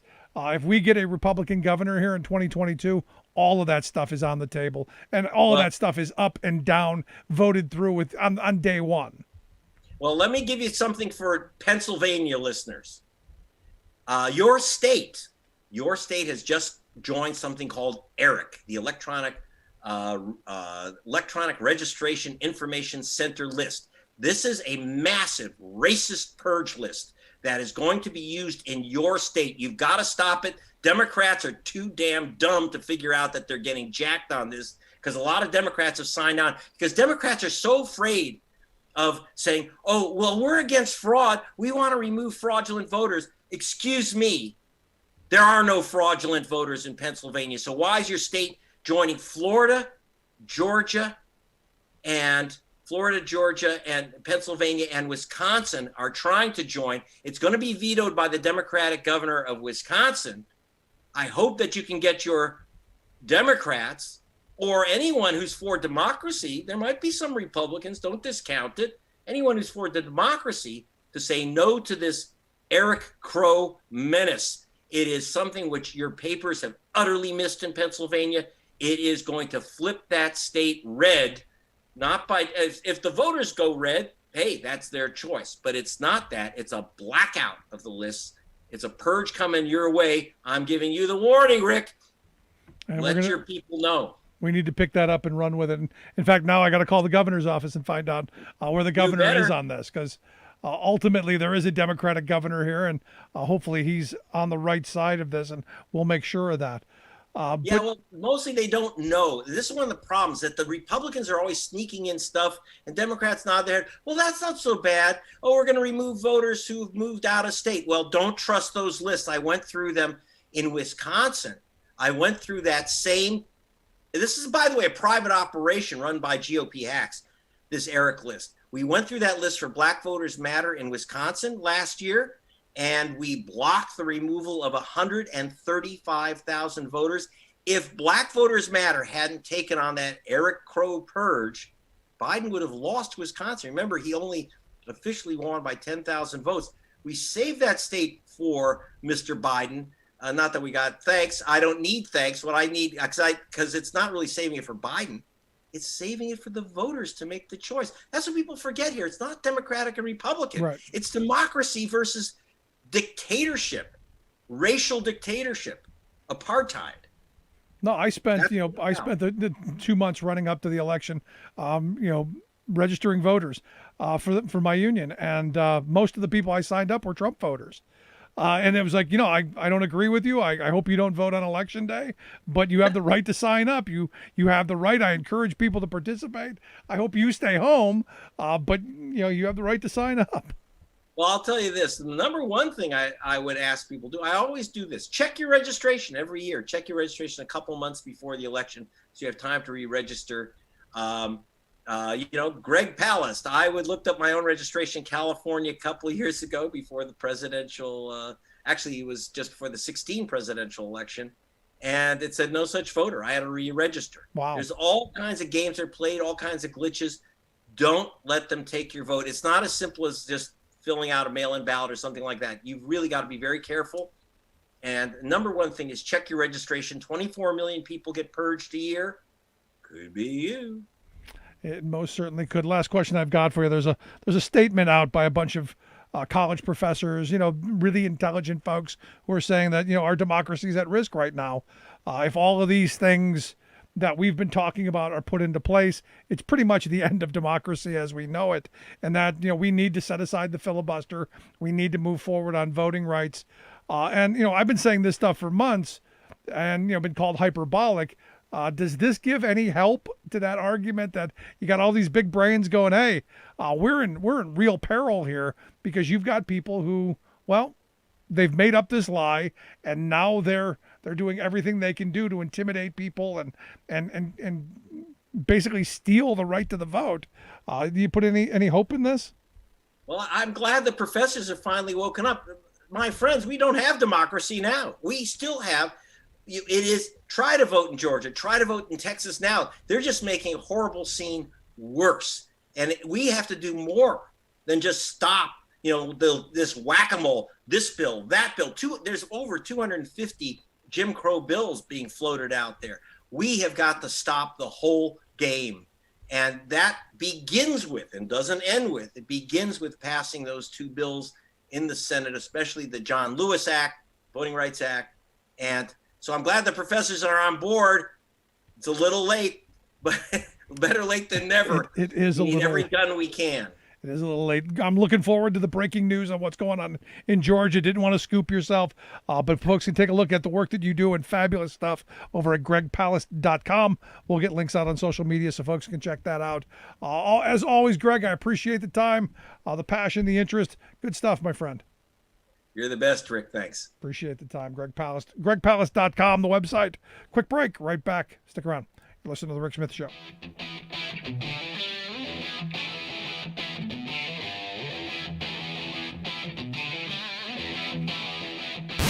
Saving work in America, one show at a time.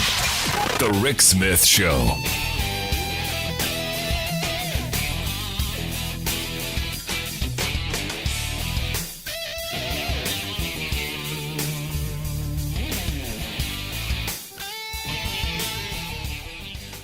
I'm Rick Smith, and this is Labor History in 2. On this day in labor history, the year was 2000. That was the day meat packers at the Dakota Premium Foods in St. Paul, Minnesota, staged a 7-hour sit-down strike for health and safety. They protested assembly line speed up, being forced to work while injured, and the dreaded gang time supervisors used to avoid paying overtime. Remarkably, the organizing drive came after the workers took action on their own behalf. The United Food and Commercial Workers Union had organized the plant briefly in the early 1990s. They quickly lost ground when the company pressed a successful decertification campaign after refusing a first contract. This time, workers found that as the assembly line pace increased, so did the rate of injuries. Workers came into the plant that morning resolved to make a stand. Management bullied them for hours throughout the day to give up. Finally, management was forced to concede to many of the workers' concerns, including observation of line speed changes and uniform hours of work. Workers eagerly signed UFCW cards while the company unleashed its propaganda campaign to scare workers away from the union. Management claimed workers would have to pay outrageous sums in union dues, that they'd lose their medical benefits, and that their names would be turned over to the federal government. The undocumented among the workers, some of whom were the best union fighters in the plant, were unshaken by these threats. Then the company began targeting the strike leaders with firings and endless job transfers. Workers solidly stood their ground, and the UFCW overwhelmingly won the NLRB election a month later. The union successfully weathered years of continued harassment, threats, and decertification campaigns, but could not survive the closing of the plant in 2014.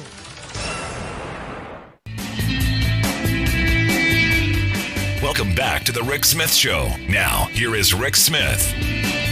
So it looks like Joe Biden's going to meet with Shelley Moore Capito on Wednesday. There's more talk of infrastructure.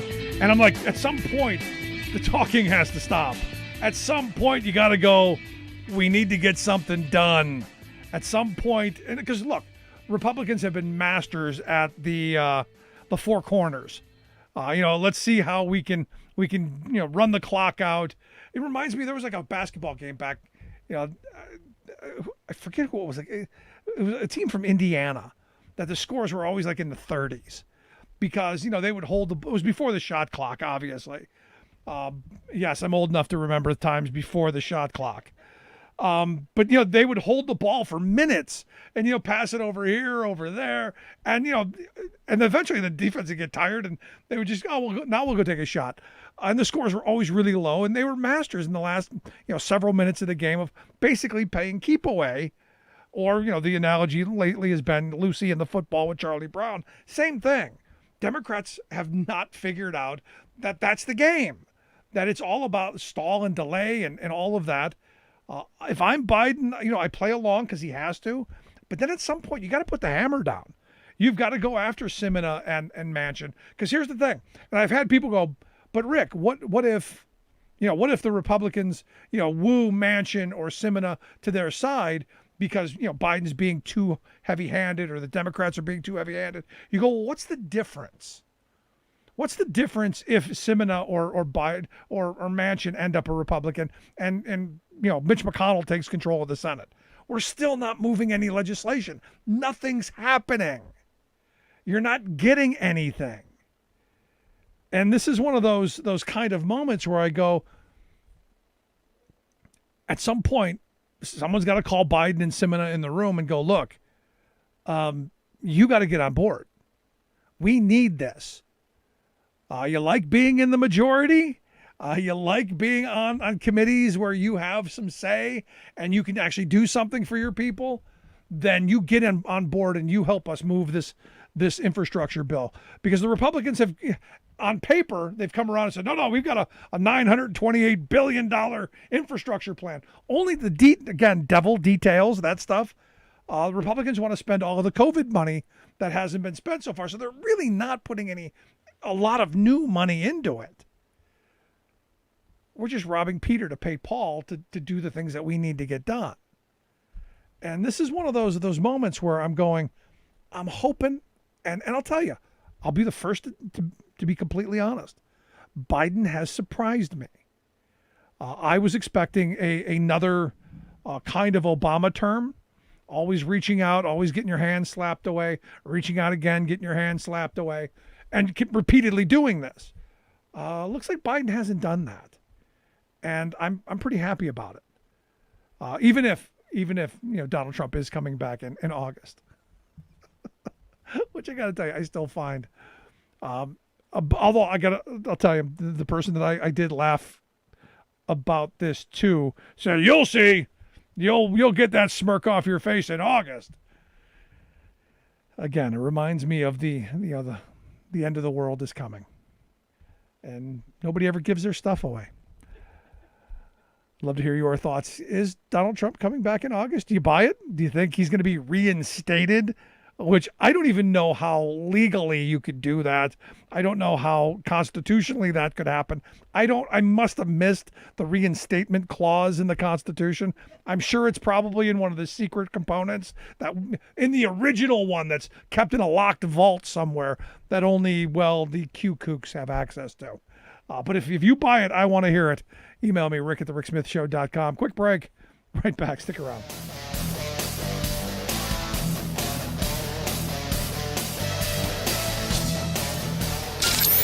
Waving the flag of freedom for people, not corporations. Rick Smith.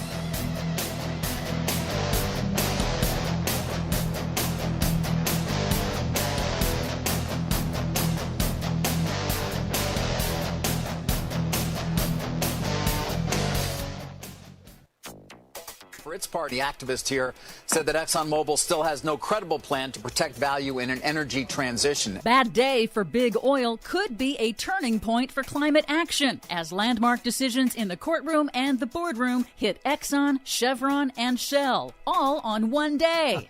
Plus, new study shows how fossil fuel industry PR has shifted from denying climate change to blaming consumers. Gotta blame someone other than themselves. All of those stories and more straight ahead from BradBlog.com. I'm Brad Friedman. And I'm Desi Doyen. Stand by for 6 minutes of independent green news, politics, analysis, and snarky comment. We're looking forward to welcoming the new directors to the board and look forward to working with them constructively, collectively, and begrudgingly. Am I right, ExxonMobil CEO Darren Woods? This is your Green News Report. Okay, Desi Doyen, bad day for big oil indeed. And of course, it happens on a day that we had to stand down because of construction outside of our studio, so I guess we got a lot to catch up on today. Yes, we do. But first, a new study shows how the fossil fuel industry's climate science denial propaganda has evolved from outright denial of human-caused global warming to now blaming consumers to deflect fossil fuels' responsibility. Recent investigations have shown that oil industry executives knew since at least the 1970s that burning their product causes catastrophic climate change, and then they chose to spend hundreds of millions of dollars funding climate science denial propaganda, lying to the public and investors about it. And yet somehow it's my fault that I believed them? Yes, this new study shows how the fossil fuel industry shifted their PR strategy and is now framing it to deflect attention onto consumer demand for fossil fuels, which until recently was the only energy source available to consumers, thanks in part to the fossil fuel industry's lobbying to quash renewable energy as competition. Funny how that works. Harvard researchers show how Exxon's PR shifted focus onto individuals to solve climate change, with campaigns to cut back on your individual carbon footprint and other tactics to make it seem inevitable that oil and gas must be used in coming decades in order to downplay and deflect the fossil fuel industry's responsibility for climate change. But it isn't working so well anymore. In a watershed moment for the oil industry, Wednesday, May 26th, was a very bad day for big oil. A day that may live in infamy for them? Yes, with losses in both the courtroom and the boardroom all on the same day. In Exxon's annual meeting, a tiny activist shareholder group known as Engine One, backed by major pension and hedge funds, succeeded for the first time ever in adding 2 new activist pro-climate investors to Exxon's board of directors. Nice. A majority of Exxon shareholders agreed that the company should diversify and, like European oil companies, begin investing heavily in renewables to protect future profits. That after Exxon spent a lot of time and a lot of money campaigning against those new activist board members. On CNBC, Exxon CEO Darren Woods downplayed the landmark vote. What we're seeing with these votes is the desire to continue to put pressure in that space and in areas where we can to accelerate that to help society move through this transition. But at the same time, recognize we're going to continue to need oil and gas. We've got to continue to support the economies and people's standards of living. See that? He's promoting more oil and gas. Yeah, that's right. And it's only your fault because you want to keep your standard of living. Hours later, on the same day at Chevron's annual meeting, investors defied company management on a pivotal climate vote, passing a resolution put forward by activist-led investor group Follow This to pressure the oil company to reduce its emissions. The activist group said in a statement, quote, "We want you to act by decreasing emissions now, not in the distant future." And in what may be the most consequential development, on the same day in Europe, a Dutch court ruled that Royal Dutch Shell must move faster to cut its carbon emissions, ordering the company to cut emissions by 45% by 2030.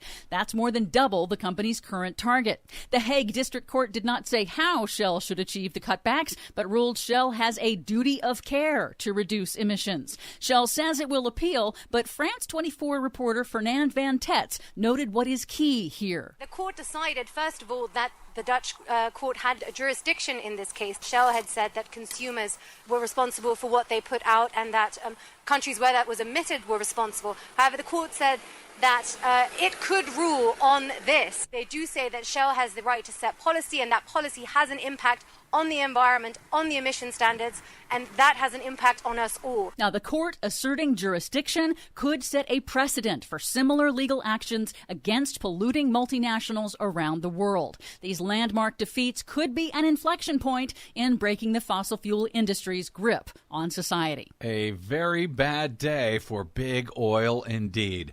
Let's hope we see a lot more of them in the days ahead. For much more on all of those stories and the ones we couldn't get to today, check out our website at greennews.bradblog.com. I'm Brad Friedman. And I'm Desi Doyen. And this has been your Green News Report.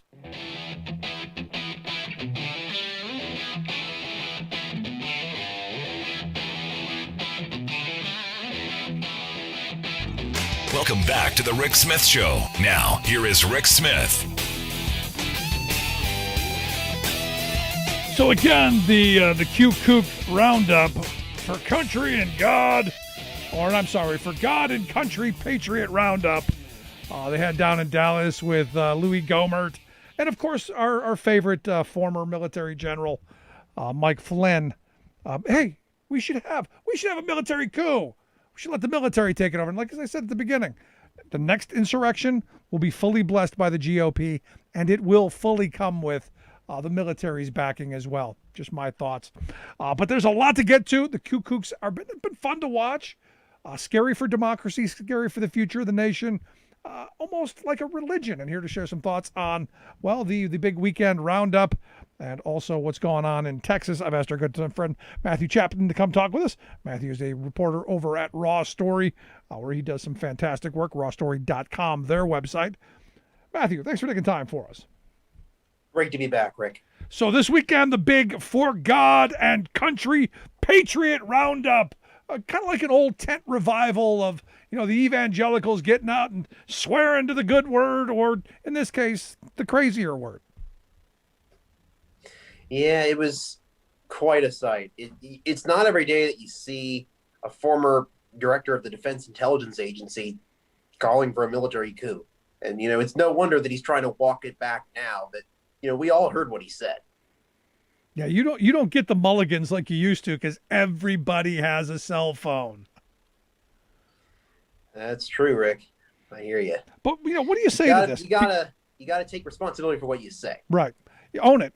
Or just say, look, I misspoke. I was really thinking, this is a bad idea. You should never think about that. And it just came out. Yeah, sure. What the hell? I'm on board. Let's go. Say something. Or, technically that Marine who asked the question, he didn't say Myanmar, he said Myanmar. Yeah. So maybe he thought there was some other country called Myanmar where there was a free and fair election. Yeah. Or one that they could steal for themselves. But you wrote an interesting piece here, just tonight that caught my attention, because you're saying, look, this evangelical pastor has said, look, we're looking at these QAnon folks, kind of as a religion that they don't have, the ability to compete with. And I was reading the articles, and I'm reading it in a different way, going, they don't like the competition because it's the same flock of sheep that they've been milking for decades. That have now found a new, even crazier version of religion, which is whatever these Q-kooks keep propagating. Thoughts? I mean, it's entirely possible that that's true for some pastors, but I mean, I do think there are some pastors who are in good faith scared of what their congregants are becoming. They're seeing all these wacky ideas that, I mean, it's not as if, God creating the world in 6 days is exactly a really well-founded idea, but it is at least a normal one in those circles. And, the idea that the government is controlled by a group of child molesting Satanists is maybe not quite as normal. Yeah. Don't they drink, infant blood or something? Isn't there some of that too? Yeah, absolutely. And, I mean, that's just straight up borrowed from centuries of Jewish blood libel propaganda.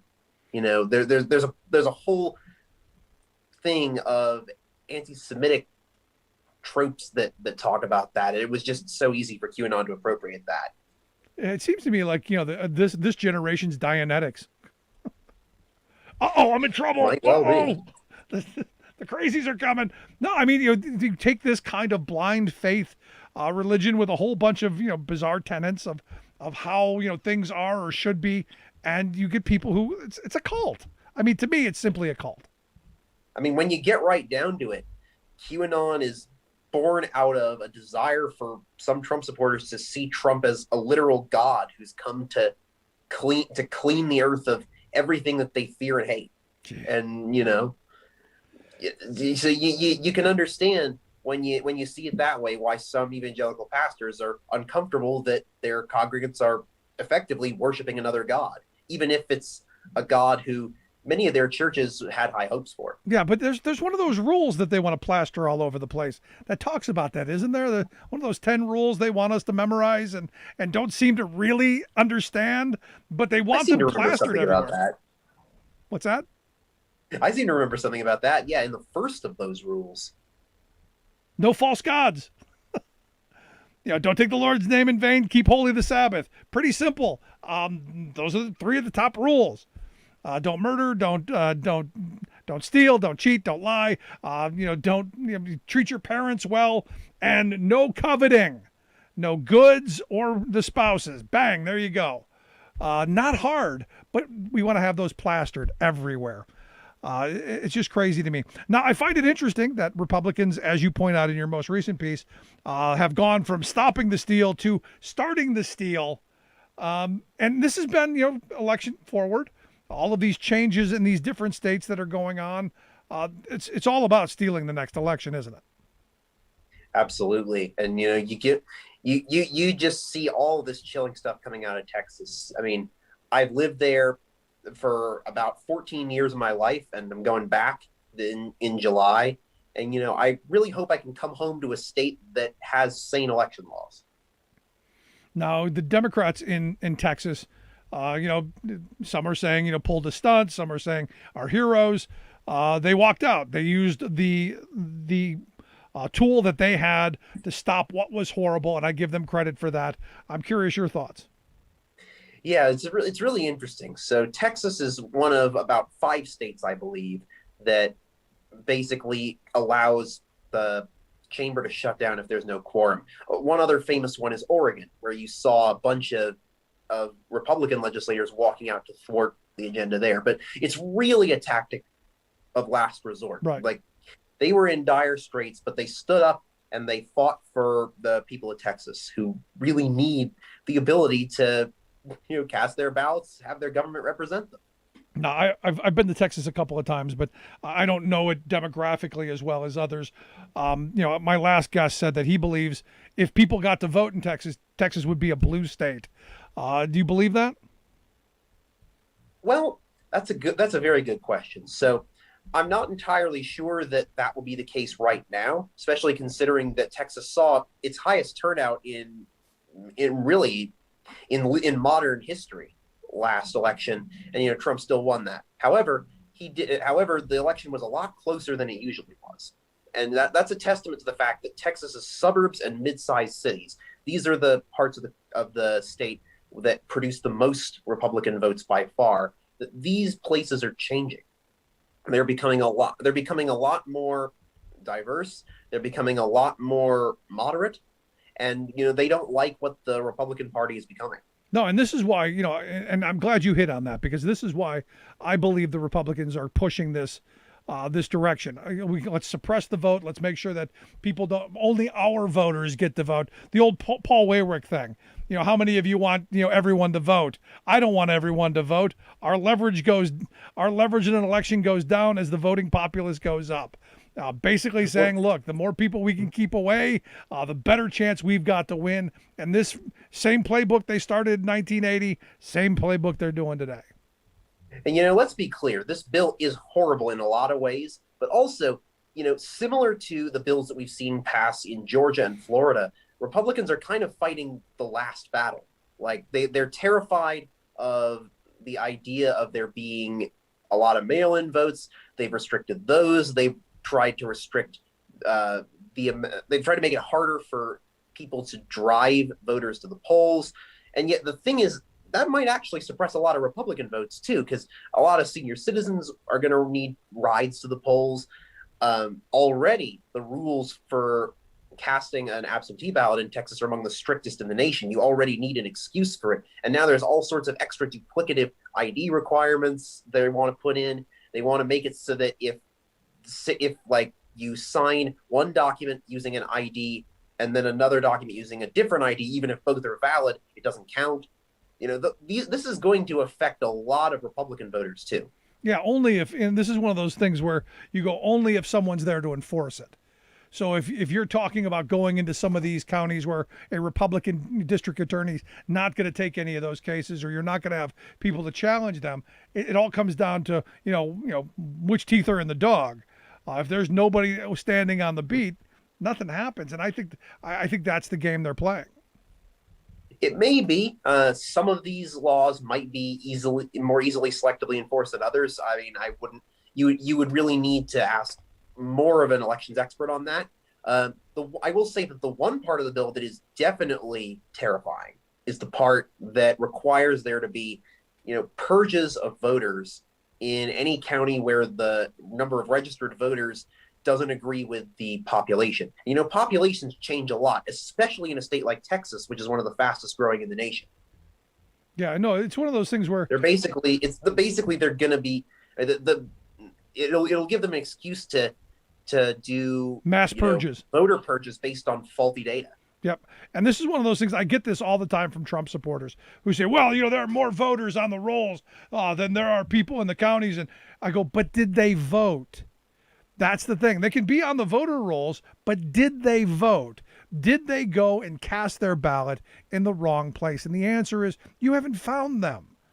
And I would think with all the time, energy, and money that you've put into pretending that there's something out there, you would find at least a handful of cases, maybe one to start. Yeah. I mean, believe me, Texas has looked for these kinds of cases because there was nothing they would like better, the Republicans in power now, than to find cases like that would help them put these bills on firmer footing. But they can't. They found like less than 24 of these cases over years and years. Yeah. So here's the other question I have. Didn't Trump win Texas? That is correct. He won it by about 6 points, which is less than Republicans have won Texas by in a good long while, but he won it nonetheless. Yeah, he won Texas. So to come back and say, we need to do all of these radical things because we didn't get the outcome we wanted seems, well, interesting, troubling. They've seen the trends. They just don't like where it's heading. I guess that's it. Now, you've written a story on the 100 professors that we talked about earlier in the program, who basically ended the letter saying, history is going to judge what we do, calling for the end of the filibuster on elections and to pass the PRO Act and to pass the John Lewis Voting Rights Act. Do you think this is going to matter? I mean, these are, I think a lot, especially the Republican voters, are going to look at this as, these are a lot of ivory tower liberals at these fancy universities. There are no adjunct professors on there, Matthew. Well, I would be lying if I could be certain that it would matter. Although, the good news is that the voting public is already very much on the side of congressional Democrats on these matters. It's just a matter of getting around Republicans and, getting the unity in the caucus necessary to make the rule changes that are needed. Yeah, I mean, I don't know that it's going to happen. I fear that Manchin and Simina are just, so dug in that it's not going to matter. And Democrats are going to take a slaughtering in 22 because we're not. I can't speak for what's going on in Sinema's head, but I do know that Manchin, he was raised up with the late Senator Robert Byrd as his friend and mentor, and Byrd had a absolute reverence for the Senate rules that he put in Manchin's head. Because ultimately, and this has come up again today with the pictures of Byrd and Joe Biden. And look, Byrd was what he was. He at one point was a Klan member and a head of the Klan in his area. So it was not surprising to me that he would be all in favor of reverence to the filibuster. That is correct. And, obviously in later life, he turned against his former self. And, when he died, he had a 100% rating from the NAACP. But at the same time, it was his formative years in which he got his understanding of how the Senate rules worked. And, I'm not sure that he ever, I can't say whether he ever changed his mind on that. But one thing I will note is that when he was near the end of his life, when he was sick in his hospital bed, and still a senator, that was when Republicans really started beginning their abuse of the filibuster, and Democrats would have to drag him into the Senate on his hospital bed to break those votes. And he really did not like that. He shouted shame from the Senate floor. So honestly, I don't know if even he would support the filibuster in its current form now. Yeah, I mean that's one of those questions. But the reason I bring that up is because you have a lot of people who can't understand how things change and how people can change, and how the Democratic Party over time has changed. I get it thrown at me all the time. The Democrats were the party of slavery. 150 years ago. There was that great shift that went on during the 60s where those Southern Democrats became the kind of crazy Republicans we've got now. And it's this kind of understanding how things change and morph into what they are that's interesting to me. It's like, someone said that, how could anyone believe the propaganda coming out about Trump? And I said, it didn't happen all at once. This has been the brainwashing of a generation for the last couple of decades. Slowly over time, Republicans have been moving in this direction. You go back and read the speeches of Pat Buchanan in '92. He was almost in this line. So, for me, this has been a long progressive, march towards insanity by the Republicans. You're right. I mean, it didn't come out of nowhere. I mean, and it's certainly true. There used to be a lot more wings of the Republican Party. There used to be a lot of members who stood for policy that helped all of America, but it just gradually over time became a grievance party, and a grievance party for a very specific slice of the country. Yeah, I have a friend who's a former congressman, Bob Ney. He was a pro-labor Republican. I didn't agree with him on a lot of things, but he was a solid labor vote. There isn't, in my mind, one solid labor vote in the Republican Party in Washington, D.C. that I can think of. Not one. And that's a problem. It absolutely is. I mean, I don't remember what the tally was for the PRO Act. I don't seem to recall very many Republicans voting for it. There were a couple. I think there were 11 in the House that voted for it. I know Patrick Fitzgerald did here in Pennsylvania. Good on him for that. The reason I bring up the slow march towards this kind of insanity is you wrote a piece on this most recent survey out by the folks, the proceedings of the National Academy of Science, that basically pointed out that Republicans are more likely to fall for fake news. Granted, all of us are bad off, but they were the worst. What did they find? Yeah, well, so basically they found that in general, a lot of us are not as good at spotting fake news as we think we are. And, I think all of us can think of at least one time where we saw an article that we really wanted it to be true, so we let ourselves believe it at first, and we later realized we'd been duped. So it's something like 75% of the population is worse at spotting fake news than they think they are. But it's by far worst among Republicans and Trump supporters. I don't know how you can get much worse than 75%, but it does not surprise me. And finally, I wanted to get your thoughts. I saw it over Memorial Day weekend. A couple of, Matt Schlapp and Gates and Denise D'Souza retweeted a picture of Lee Harvey Oswald. I don't see that as a story. I think it's one of those things you go, I'm not concerned about it. I look at the picture and go, I don't know how you didn't know that was Lee Harvey Oswald, but you think that's a big deal? I mean, I guess in the grand scheme of things, it's not a huge deal. But I guess the main reason why we find that funny is because the reporter who pulls that prank, Ken Klippenstein of The Intercept, he's done this multiple times before with multiple infamous historical figures, and he always finds somebody to fall for it. It's just interesting that the three of those are the ones that fell for it.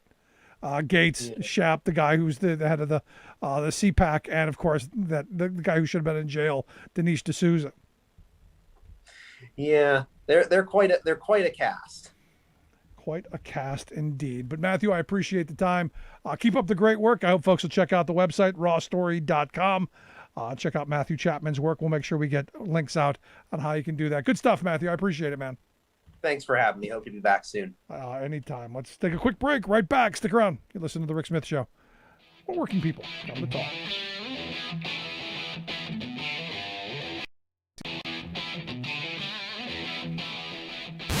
Saving work in America, one show at a time. The Rick Smith Show.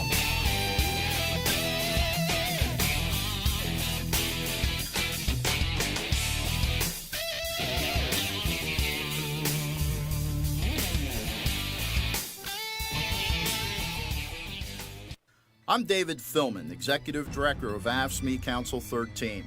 AFSCME members enforce regulations, keep prisoners behind bars, take care of patients, protect the environment, and more.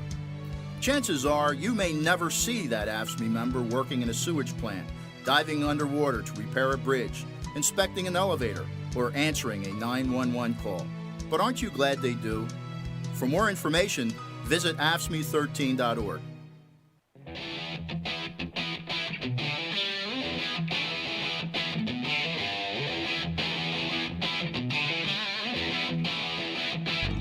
Welcome back to The Rick Smith Show. Now, here is Rick Smith.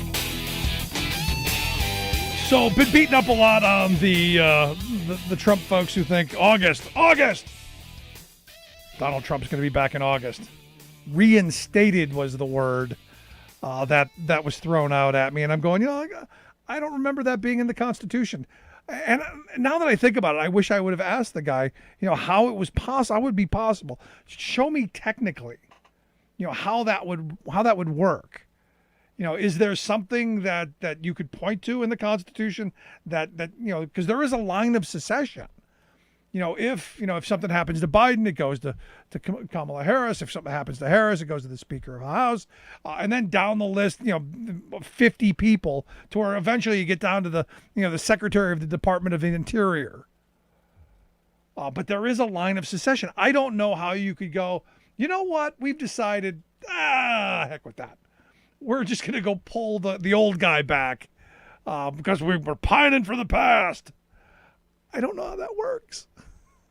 I guess on a certain level, it gives some people some kind of bizarre, hope, but it ain't going to happen. Let me be the first to tell you, not going to happen. There is no conceivable possible way that Trump is going to be reinstated. He was fired, but there's no getting his job back.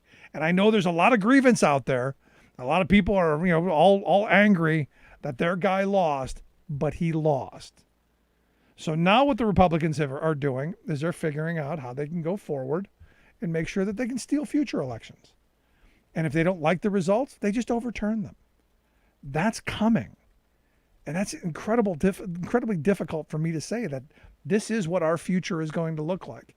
It's been one thing to do all of the purges that they've done in the past, all of the caging they've done in the past, all the voter ID stuff they've done. Now they're just going to hell with it. If we don't like the results, we're just going to change it. That's frightening. And even if you're on that side right now, you should be afraid. Anyway, if you missed any of today's program, thericksmithshow.com, that's where you go to get the podcast. The Rick Smith Show app on the smartphone. Take the program on the go wherever you go. And as always, you can email me, rick@thericksmithshow.com. Thanks so much for being here. See you back here next time.